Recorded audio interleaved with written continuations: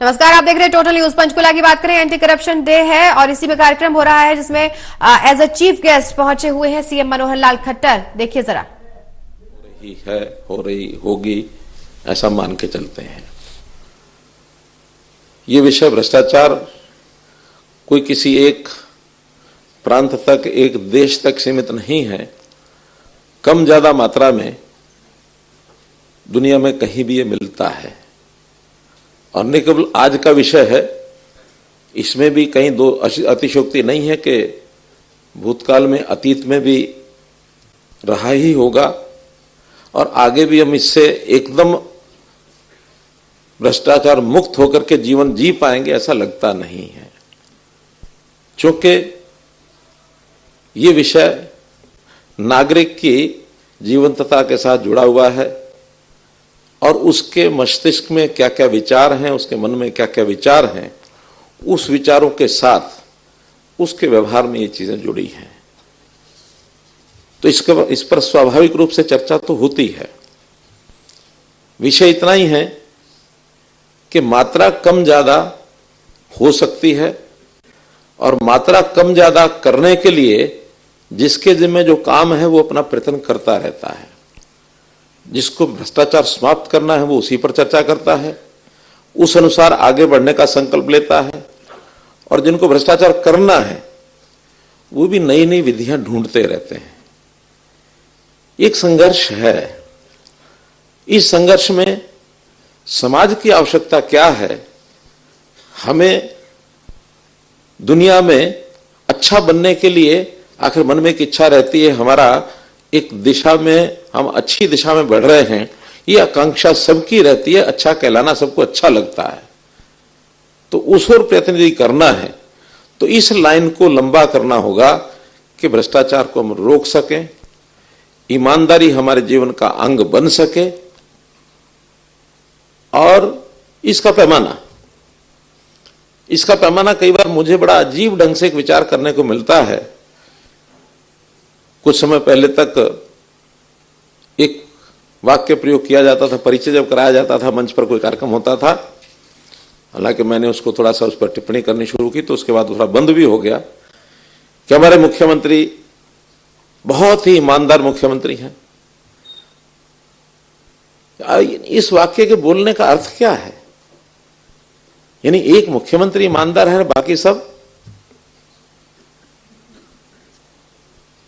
हर एक के बारे में वैसी टिप्पणी तो नहीं कर सकते, लेकिन एक को सिंगल आउट करते तो इसका कोई अर्थ निकल जाता है। मन में आकांक्षा यह है कि सबको ईमानदार होना ही चाहिए। अगर आपने सिंगल आउट करना है तो जो भ्रष्टाचारी है उसको सिंगल आउट करिए कि ये व्यक्ति बहुत भ्रष्टाचारी है। जनता में उसकी एक व्याख्या करके लोगों को बताना चाहिए ताकि व्यक्ति सामने वाला, क्योंकि भ्रष्टाचार को अपने से दूर करने के लिए कई बातें सामने उसको रखनी पड़ती हैं। या तो दंड है, भय है, संस्कार है और सबसे बड़ी बात है लोकलाज। लोगों में अगर ये पता लग गया कि ये व्यक्ति भ्रष्टाचारी है तो जरूर उसके मन में आएगा कि ये तो बहुत गलत है। और लोगों में हो ना हो, आपके बहुत निकट है और उससे आप इस चीज को छुपा के रखते हैं, उसको जब पता लग गया, अभी ने लघु फिल्म में हमने देखा है, पत्नी को पता लग गया कि पति भ्रष्टाचारी है, मिनट में यू टर्न हो गया। तो यू टर्न कराने के लिए कई चीजों का काम को करना पड़ेगा, जनजागरण करना पड़ेगा, संस्कार देने पड़ेंगे। ऐसा नहीं कि इस प्रकार के सेमिनार नहीं करने ही पड़ेंगे, डर बैठाना पड़ेगा। और फिर लोक लाज से व्यक्ति डरते हैं, लोक लाज के नाते प्रचारित करना है तो जो सिंगल आउट उनको करो जो भ्रष्टाचार करते हैं। अगर हम जैसे एक पुराने समय में होता था, आजकल बंद है, थानों के अंदर एक सूची लगती थी 10 नंबरी। 10 नंबरी में मेरा नाम ना आ जाए इससे लोगों को डर लगना लगता था। आप कितने ही ईमानदार व्यक्तियों का बोर्ड लगा दो, ये सब ईमानदार लोगों की सूची है, बल्कि इससे नुकसान और हो जाएगा। बाकी कहेंगे ठीक है, अगर वही ईमानदार है तो फिर हमारे बारे में तो कुछ भी हम कर ले, हमें तो छूट हो गई। तो हमें इस प्रकार के सेमिनार्स में भी विषय रखना चाहिए कि अगर तुलना ही करनी है तो दुनिया में कौन सा देश भ्रष्टाचारी है, कहां नैतिकता ज्यादा है, ताकि इसकी तुलना करके और हम नैतिकता की तरफ आगे बढ़ सकते हैं। हमने अभी सम्मानित किया 15 लोगों को। किस बात के लिए किया? कि इन्होंने भ्रष्टाचार को पकड़ा है, बड़े नैतिकता की अपनी जिम्मेदारी इन्होंने निभाई है, बड़े अच्छे लोग हैं, सम्मानित कर रहे हैं, कोई दिक्कत नहीं है, अच्छा है, करना ही चाहिए। लेकिन ये पाठ सारे सिस्टम को पढ़ाना पड़ेगा। कहीं बाकियों के मन में ये ना आ जाए कि इन्हीं के जिम्मे है भ्रष्टाचार रोकना, हम तो ठीक है, हमको नाम ही नहीं ले रहे तो फिर ठीक है, सिंगल आउट कर दो इनको। आप सिंगल आउट इस लाइन में उनको करो जो भ्रष्टाचार कर रहे हैं, most corrupt person of the department, लगाओ उनके बोर्ड, अपने कार्यालय में भी लगाओ, पब्लिक प्लेसेस पर भी लगाओ। पहले ना लगा सको तो जिस दिन रिटायर हो जाए उसके बाद उसकी एसीआर निकाल करके इसके खिलाफ करप्ट प्रैक्टिस के कौन कौन से केस बने थे उस दिन लगा दो। एक वो ऑनर बनता ना, ऑनर बोर्ड, क्या उसको बोलते हैं, रोल ऑफ ऑनर। तो करप्ट पर्सन लिस्ट रिटायर्ड, कम से कम आज जो बैठा हुआ है वहां काम कर रहा है, उसके ध्यान में आए कि अगर करप्शन के अंदर चला गया तो तुम्हारा नाम इस लिस्ट में आ जाएगा।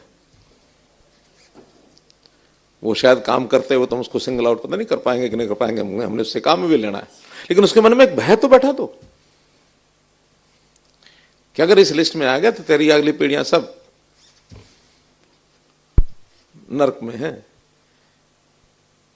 भय बैठाने का काम करना चाहिए। खैर, मैं विषय तो कुल मिलाकर के जो मेरे ध्यान में थे सभी हमारे चीफ सेक्रेटरी साहब ने, कपूर साहब ने सब बोल दिए, फिल्म में भी आ गए, सब आ गए।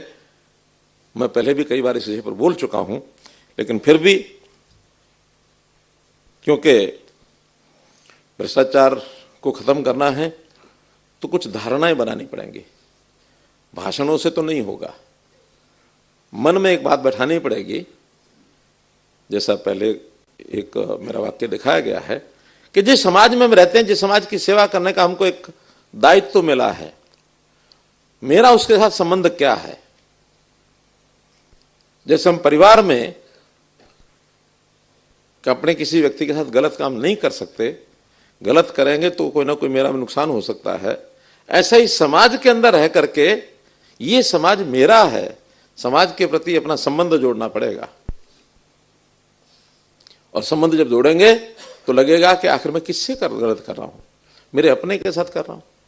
और जैसा प्रधानमंत्री जी ने कहा कि भ्रष्टाचार का सबसे ज्यादा अगर नुकसान किसी को होता है तो समाज के अंदर जो गरीब परिवार है, जो नीडी है, जो अभावग्रस्त है, जिसका हमारे इस रिसोर्सेज पर पहला अधिकार है, हम उस रिसोर्सेज में से निकाल करके अपनी जेब में डाल रहे हैं। वो रिसोर्सेज कम हो रहे हैं, वो कम हो रहे हैं तो जिस गरीब आदमी को लाभ होना है उसका लाभ हम काट रहे हैं। मन में विचार क्यों आते हैं? शिक्षा की कमी नहीं है, आखिर पढ़ लिख करके शिक्षा प्राप्त करके ही आदमी नौकरी में आता है, चाहे वो ग्रुप डी का हो, सी का हो, बी का हो, ए का हो या ऑल इंडिया सर्विसेज का हो। अपने अपने लेवल की शिक्षा सबको मिली ही होती है, लेकिन कमी है तो संस्कारों की है। वो संस्कार हमको नहीं मिले। हम चूंकि हर किसी को कहते हैं ठीक है मेरी जेब भरनी चाहिए, दूसरे का मुझे क्या करना। कारण अलग अलग हो सकते हैं, किसी कारण में लोभ लालच है, उस लालच को वो रोक नहीं सकता। किसी के मन में मैं जरा धन ज्यादा इकट्ठा कर लूं तो मेरा प्रभाव बढ़ जाएगा, प्रभाव बढ़ाने के लिए करता है। और एक समय ऐसा आता है कर तो बैठता है, बाद में क्योंकि मेरी जितनी तनख्वाह है, सैलरी है, उसका उपयोग तो मैं खुल के कर सकता हूं, लेकिन जो पैसा अनाप शनाप कमाया है वो उपयोग से भी ज्यादा भोगने के लिए भोग में सकता नहीं हूं, क्योंकि भोगूंगा तो लोगों की नजर में आ जाएगा। और आज तो नजरें बहुत तीखी हो गई हैं। कहीं सीबीआई की हैं, कहीं सीआईडी के हैं, कहीं फ्लाइंग स्क्वाड की हैं, कहीं ईडी की हैं, कहीं इनकम टैक्स की हैं, कहीं किसी की हैं। उन नजरों में बहुत लोग फंसी रहे हैं। तो जिस दिन पकड़ा जाएगा उस दिन क्या हाल होगा? फिर उस दिन लोक लाज भी नहीं बचेगी, परिवार में भी लाज नहीं बचेगी। बहुत पछतावा होने लगता है। और मान लो कोई सोचे कि ठीक है मैं इकट्ठा कर लूं, जब तक रिटायर नहीं होता तब तक मैं खर्च नहीं करूंगा, तभी तक तो डर है। बाद में तो हमारे यहाँ नियम भी है कि रिटायरमेंट के 4 साल के बाद तो किसी का केस भी नहीं चल सकता। यही नियम है ना?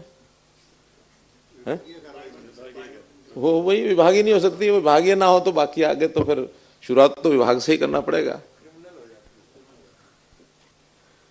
उस डर में से व्यक्ति बाहर निकलता है। लेकिन मैं उसको भी आगाह करता हूं कि रिटायरमेंट के 4 साल के बाद फिर शरीर भी ऐसा रहता नहीं कि जिसको बहुत सारी चीजों का उपयोग करके वो कुछ कर सके दवाइयों के अलावा। और दवाइयां तो भैया सरकार ने फ्री कर रखी हैं सबके लिए। जिसने सर्विस कर ली दवाई उसके लिए फ्री है, और वो कुछ कर नहीं पाएगा और वो फिर ऐसे कैसा रह जाएगा। आपने जो कुछ किया है इस जीवन में उतना जितना उसका लाभ ले लिया। बाद की चिंता अपने को नहीं करनी चाहिए। मुझे एक उदाहरण ध्यान में आ रहा है, चंडीगढ़ का एक उदाहरण है, जगदीश आहूजा जी का। नाम सुना होगा चंडीगढ़ के लोगों ने। जगदीश आहूजा जी वो मंडी के व्यापारी थे, सब्जी मंडी के आड़ती का काम करते थे। अच्छा पैसा कमाते थे। परिवार में बच्चे बड़े हो गए, कमाने लग गए, करने लग गए। उनके मन में सेवा का भाव आ गया। प्रॉपर्टी वगैरह अच्छी थी। सेवा भाव में उन्होंने लंगर चलाना शुरू कर दिया पीजीआई में। लंगर वाले बाबा ये नाम उनका हो गया। और लंगर खूब खुल करके सुबह शाम दोपहर रात जितना जरूरत है सब। धन इकट्ठा नहीं करते थे, कलेक्शन नहीं करते थे। कहां से लाते थे? जो अपना पैसा था वो लगाते थे। कम हो जाए तो ज्यादा बेच देते थे। और उन्होंने एक बार हमारे वो एक मंच पर साझा मंच था, वो अध्यक्षता कर रहे थे। मैंने ऐसे पूछ लिया, मंच पर ही पूछ लिया ऐसे ही। मैं कहा आहूजा जी आप सब कुछ कर रहे हो, मुझे पता लगा जायदाद भी बेच रहे हो। उस समय तक वो 15 करोड़ रुपए की जायदाद बेच चुके थे। मुझे समझ में नहीं आया कि लोग तो इकट्ठा करने की तरफ रहते हैं, आप अपनी जायदाद ही बेचते जा रहे हैं। क्यों बेच रहे हैं? आपके काम आएगी नहीं, आपके काम आएगी, बच्चों के काम आएगी। जितना जनता दे दे उतना लगाओ, बाकी क्यों लगा रहे हो? तो उन्होंने भी सार्वजनिक तौर पर ही फिर हमको सबको बताया कि देखिए मुझे अच्छी तरह पता है कि मेरे बच्चे क्या हैं। तो उन्होंने वो एक दोहा शायद कबीर जी का किसका है कि पूत कपूत सपूत तो क्यों धन संचय, और पूत कपूत तो क्यों धन संचय। अगर पूत आपके सपूत हैं तो कमा लेंगे अपने आप, आपको क्या करना है। और पूत कपूत हैं तो आप कितना इकट्ठा करके दे जाओ, उनका कोई लाभ नहीं हो रहा, वो खराबी कर देंगे। इसलिए जीवन में संतोष होना ये बहुत जरूरी है। और संतोष होने के लिए हमारे पास खास करके सरकारी कर्मचारी अधिकारी, उसकी कोई कमी नहीं है उसके पास। जीवन के लिए जो आवश्यकताएं हैं उसका उपयोग करने के लिए पर्याप्त है। भोग करना है तो कुछ भी नहीं है। तो सोचना यही है कि हमको उपयोग करके अपने जीवन को संतुष्ट रखना है या कुछ भोग करके किसी भी सीमा तक जाना है। चीफ सेक्रेटरी साहब ने एक और शब्द प्रयोग किया, कई बार हम लालसा कर लेते हैं ईर्ष्यावश। ईर्ष्या हो जाती है पड़ोसी से कि उसके पास बहुत है, मेरे पास कम रह गया। एक बार एक ऐसी बचपन में कहानी सुनी थी कि एक मछुआरा मछली पकड़ने जाता है समुद्र किनारे, रोज पकड़ के लाता है, बच्चों का पालन पोषण करता है बेच करके मछलियां। एक दिन ऐसा हुआ कि मछली जो है वो मिली नहीं। तो मछली नहीं मिली तो निराश होकर लौटने लगा। अचानक उसका जो वो कांटा होता है वो बड़ा भारी हो गया। उसको लगा कि तो बहुत बढ़िया एक मोटी सी मछली आ गई। निकाला तो मछली नहीं आई, एक लोटा उल्टा पेंदे में कुंडा फंस गया और वो निकला। और निकला तो उसमें से सीधा किया तो धुआं निकला। धुएं से राक्षस ने रूप धारण कर लिया। अब राक्षस को देख के मछुआरा डर गया और डर गया। तो उन्होंने कहा डरो मत, तुमने जीवन दान दिया, मैं सारी उम्र तुम्हारा नौकर बन के रहूंगा, जो कहोगे जो मांगोगे वो मिलेगा। तो कहा अच्छा बहुत बढ़िया बात है, इच्छा करो। इच्छा कर दी क्या कि जाओ सबसे पहले तो आज मछलियां नहीं आई, समुद्र से मछलियां लाओ, एक भर के एक टोकरा मछलियों का ले आए, बाजार जाओ बेच के आओ, बेच आए, घर लाओ, खाना खिलाया, जो सामान काम वाम करते रहे। थोड़ी देर में ये परेशान होने लगा मछुआरा, ये तो फटाफट मिनट में काम कर रहा है, तो बताओ। उन्होंने बताया कि ठीक है, एक बढ़िया सा मेरा मकान बना दो, झोपड़ी में कब तक रहूंगा। मकान बना दिया, मकान सजा दिया, सब कर दिया। हाँ, एक बात बीच में रह गई कि उस राक्षस ने कहा कि बात तो तुम्हारी मानूंगा, लेकिन एक शर्त मेरी भी है। क्या? कि जो तुम कहोगे जो तुम मांगोगे तुम्हें मिलेगा, लेकिन शर्त यह है कि पड़ोसी को डबल मिलेगा। तो वो जो मांगता था उसको मिल जाता था, साथ ही पड़ोसी को डबल मिल जाता था। इसने 2 मंजिल का मकान मांगा, पड़ोसी को 4 मंजिल का मिल गया। इसने कुछ और मांगा, उसको डबल मिल गया। अब तो परेशान होना शुरू हो गया ये, इसको हो गई ईर्ष्या कि ये तो अच्छी बात नहीं है, मैं सब कुछ है, सब कुछ आता है, फिर भी पड़ोसी को तो डबल चला जाता है, अब इसको कैसे रोका जाए। तो थोड़ा चालाक था ये। चालाकी से ने कहा कि हाँ ऐसा करो कि मेरा जो मकान है ना, इसके गेट के बाहर एक 4 फुट का खड्डा खोद दो। तो उसने 4 फुट का खड्डा खोदा, पड़ोसी के मकान के आगे 8 फुट का खोद गया। अब मजा आया। और क्या चाहिए? क्या ऐसा कर, तू मेरी एक आंख फोड़ दे। तो इसकी एक आंख फोड़ दी, इसकी 2 फुट गई कि अब मैं खड्डे में गिर जाता हूं, मुझे खड्डे में गिरा दे। तो इसको भी गिरा दिया, उसको भी गिरा दिया। ये 4 फुट में से एक आंख से फिर भी निकल आया। और आनंद व्यक्ति को कहां आ जाए? तो इस ईर्ष्या में से भी आनंद ढूंढते हैं लोग। कोई आवश्यकता नहीं इस ईर्ष्या की। दुनिया में क्या हो रहा है क्या नहीं हो रहा है, हम उसको सुधार सकते तो सुधारें, हम नहीं सुधार सकते तो सुधारने के लिए कोई प्रबंध दूसरा करें, किसी को बताएं। कोई ना कोई उसका भी ऐसा होगा जो मार्गदर्शक होगा, जो उसको बता सकता, समझा सकता है। तो समस्याओं में से बाहर निकलना है तो मन ठीक रखना पड़ेगा, और उस मन में संस्कार आ जाए तो ठीक होगा, और फिर अपने समाज को उसका लाभ हो, अपने प्रदेश को उसका लाभ हो। संयोग ऐसा है कि हम प्रदेश में अच्छी स्थिति में हैं, अगर देश के दूसरे प्रदेशों को ध्यान रखें तो काफी अच्छी स्थिति में हम पहुंच गए हैं। और वो इसलिए पहुंचे कि हमने बहुत से चीजों का ऐसा प्रबंध किया है। कुछ लोग डर करके आ गए, कुछ लोग संस्कार से ठीक होकर आ गए, कुछ व्यवस्था में से ठीक हो गए। इन्हें जैसे भर्तियां शुरू की तो भर्तियों के समय हमको पता ही कि बोलियां लग के भर्तियां होती थी। मैंने कैथल में एक बार पूछ लिया, जिले की एक मीटिंग के अंदर कोई 60 लोग वहां कर्मचारी अधिकारी सब बैठे थे। मैंने कहा नाम तो नहीं पूछूंगा, लेकिन आप ये बताइए आपके साथ बीती हो या आप किसी को जानते हो जिसकी नौकरी सीधी सीधी नहीं लगी, कुछ पैसे वैसे दे के लगी है और अच्छी मोटी राशि दे के लगी है। जो ऐसे किसी विषय को जानते हो जरा हाथ खड़े करो। 60% of the person raise their hands कि हाँ हमको पता ही पैसे से दे के ही लगते हैं। अब वो खुद लगा या किसी पड़ोसी के बारे में बताया, पूछना ठीक भी नहीं था, लेकिन एक आम धारणा थी। आज से मतलब 2015-16 की बात है। आज मुझे संतोष है इस बात का कि हमारी 1/3 भर्ती हमारे टाइम में हो गई है जिनका 1 पैसा हमने लगने नहीं दिया। आप कहेंगे इसका करप्शन से क्या संबंध है? इसका करप्शन से सीधा संबंध है कि अगर कोई व्यक्ति पैसे देके लगेगा, वो करप्शन का मारा हुआ है, उसने करप्शन नहीं की है, करप्शन हुई है उसके साथ, यानी वो पीड़ित है, लेकिन वो भी तो हिसाबी किताबी है। अगर 10 लाख रुपया देके लगेगा, 1 महीने की तनख्वाह में तो पूरे नहीं हो सकते, मंथली तनख्वाह में से पूरे नहीं होंगे, उसको भी 10 के 20 लाख रुपया निकालना होगा। उसकी मजबूरी है भ्रष्टाचार करना। लेकिन हमारा कहना है कि मान लो अगर ऐसा करके किसी कर्मचारी के साथ हुआ भी है, तो जिस दिन जब जागे तब सवेरा, जिस दिन संस्कार आ जाए उस दिन आगे छोड़ दे, और ये मान के छोड़ दे कि ये पाप है, मुझे नहीं करना चाहिए। दंड अपनी जगह काम करेगा, पकड़ा जाएगा, दंडित हो ही जाएगा, लेकिन बहुत ज्यादा लोग दंडित हो नहीं पाते हैं।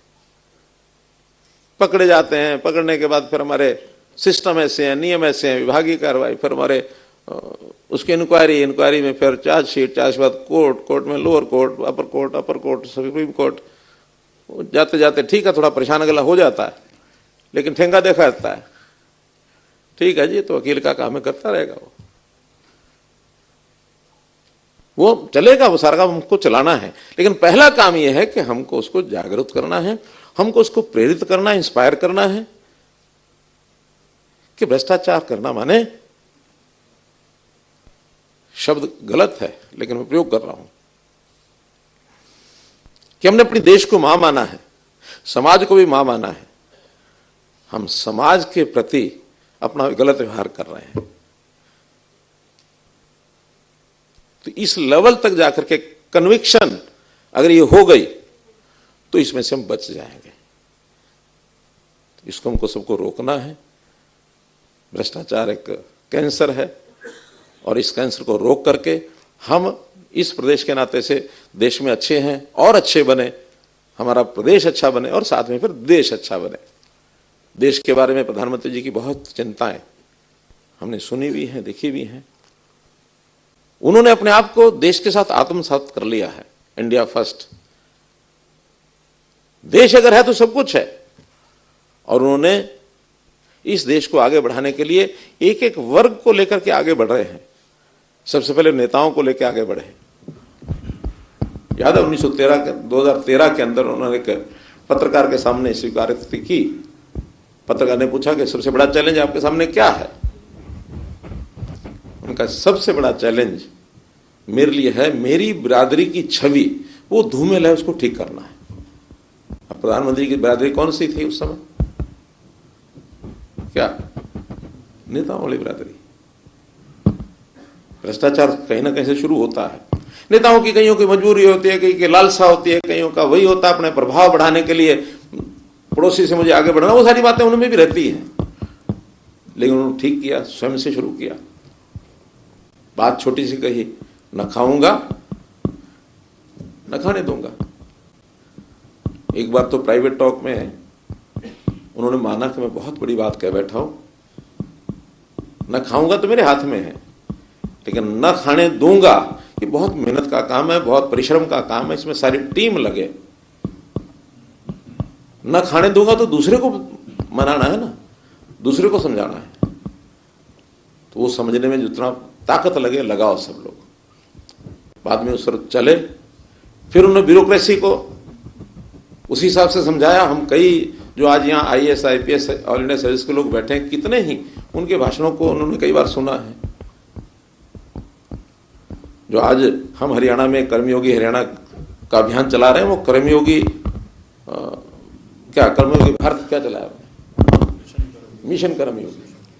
मिशन कर्मयोगी बहुत समय पहले वो चला चुके हैं, और उन्हें ये कहा कि हम एक अपने एम्प्लॉय को इस ओर आकर्षित, यानी एक उनको प्रेरणा दें कि कर्मयोगी बने। और हरियाणा तो कर्मयोगियों की स्थली है। गीता का संदेश दुनिया में अगर दिया है तो हरियाणा की धरती पर ही भगवान कृष्ण ने दिया है। कर्मण्येवाधिकारस्ते मा फलेषु कदाचन। कर्मयोगी बनकर के हम आगे बढ़ेंगे तो फिर कम से कम पहला चरण आर्थिक भ्रष्टाचार, इससे दूर हटेंगे। कई तरह के भ्रष्टाचार भी, आर्थिक भ्रष्टाचार को सबसे पहले खत्म करना। इसके बाद फिर है नैतिक भ्रष्टाचार। नैतिक भ्रष्टाचार भी बहुत एक बहुत अलग तरह की चीज है। यानी एक उदाहरण मैंने पहले दिया, फिर दोबारा दोहरा रहा हूं, वो है लाल बहादुर शास्त्री जी का। शास्त्री जी देश की जब आजादी की लड़ाई थी, स्वतंत्रता आंदोलन चल रहा था, उस समय उन्होंने भी आंदोलन में भाग लिया, तो बहुत लोगों को अंग्रेजों ने जेल के अंदर डाल दिया, वो भी जेल में चले गए। बाहर रहने वाली जो संस्थाएं, राष्ट्रभक्त संस्थाएं, उन्होंने जो लोग जेल में गए हैं उनके परिवारों की देखभाल के लिए कुछ व्यवस्थाएं कर रखी थी। ये संस्था इन 10 परिवारों को संभालेगी, ये संस्था इन 10 परिवारों को संभालेगी, और मासिक तौर पर उनके घरों में कुछ ना कुछ पैसे दे के आते थे। एक दिन उनकी पत्नी श्रीमती जी उनके और जेल में मिलने के लिए गई।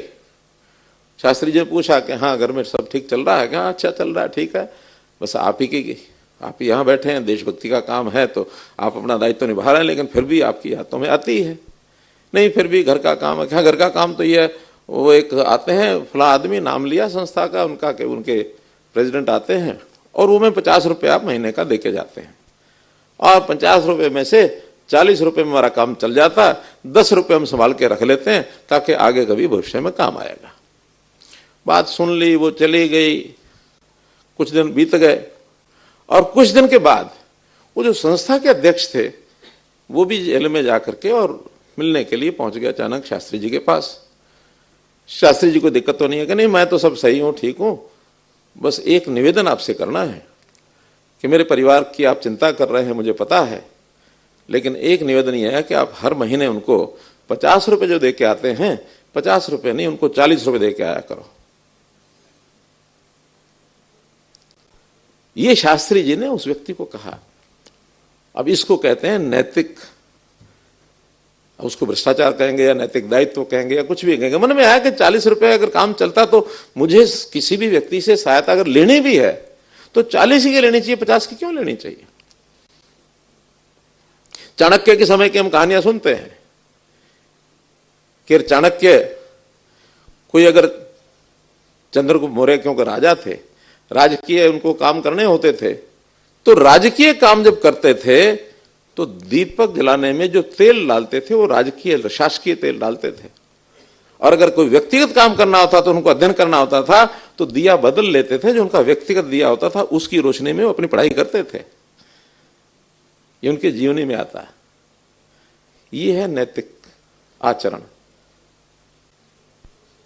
अब बड़ा मुश्किल है, कई बार हम तो उसको यानी इंक्लूडिंग माई सेल्फ हम उस पर लगा ही नहीं सकते लाइन कि ये मेरा शासकीय काम है, ये मेरा व्यक्तिगत काम है।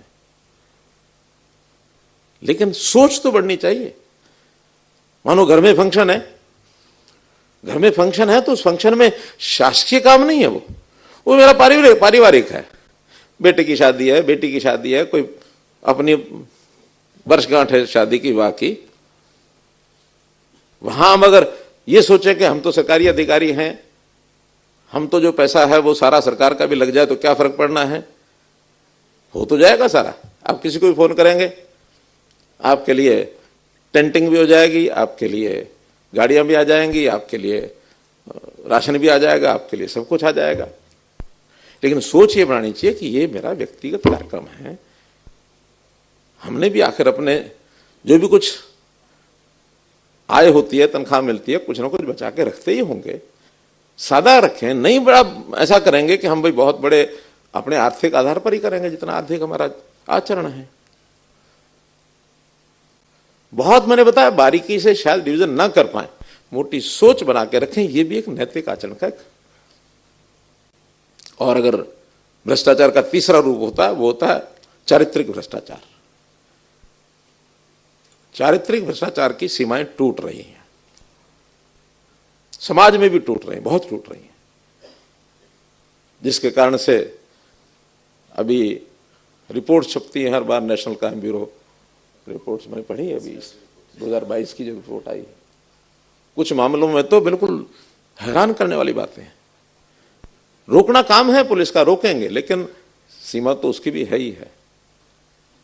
इतना बड़ा समाज है, घटनाएं ना हो तो दंडितम करें, लेकिन पहला काम तो यह है कि समाज में जागरण करें कि ये घटनाएं ना हो।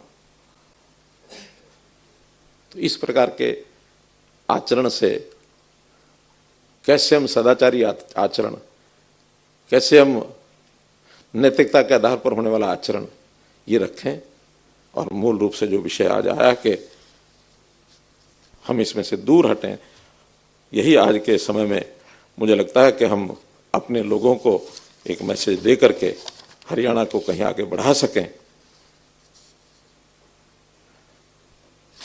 इस अवसर पर मुझे इतनी अपील आपसे करनी थी। बहुत बहुत धन्यवाद, बहुत बहुत आभार।